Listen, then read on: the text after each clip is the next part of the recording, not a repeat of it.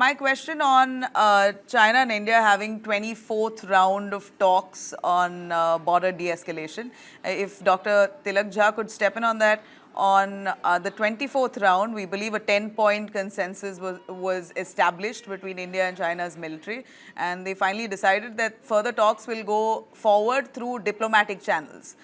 Could you give us a little sense on what India and China has decided on ensuring that there's no breach within the borders? China has been bullish, and they've largely been the bullies and haven't lived up to their bargain so long.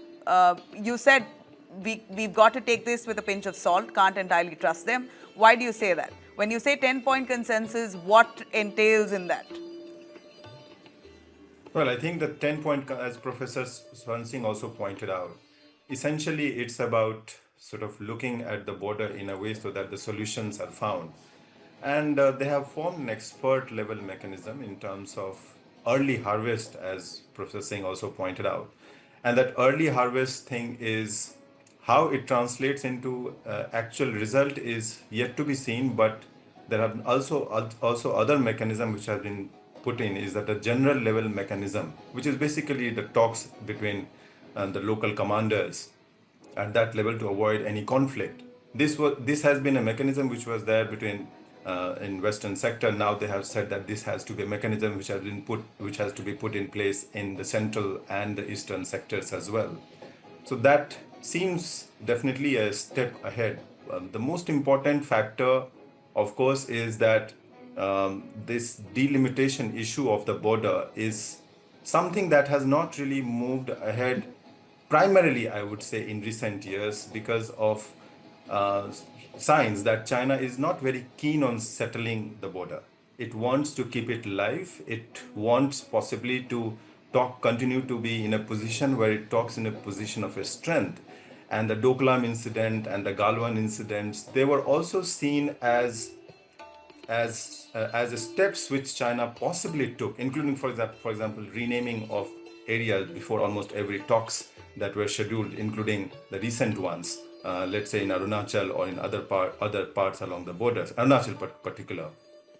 And these are seen as signals where China is trying to strengthen its case and giving it as positioning itself as fair enough. We are engaging in talks, but at the same time there are red lines, and these things will not cross. So these signals have been significant. China has consistently been giving this impression that they are not very keen on that. They'll only settle it at their own terms. So negotiations do not happen without give and take. That is possibility. There have been settled principles in terms of not disturbing the settled population. There are enough agreements and arrangements in place. If the countries want to settle the borders, then the talks can move ahead.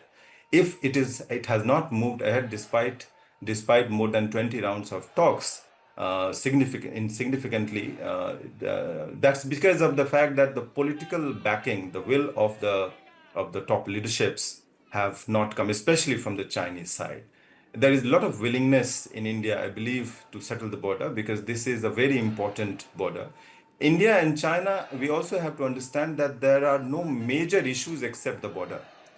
The trade you talked about, yes, trade is an issue, but these issues can be resolved if there is willingness. India imports more than $900 billion of goods and services. Of this, more than $100 billion, the 134 figure that you pointed out, most of it is Chinese imports.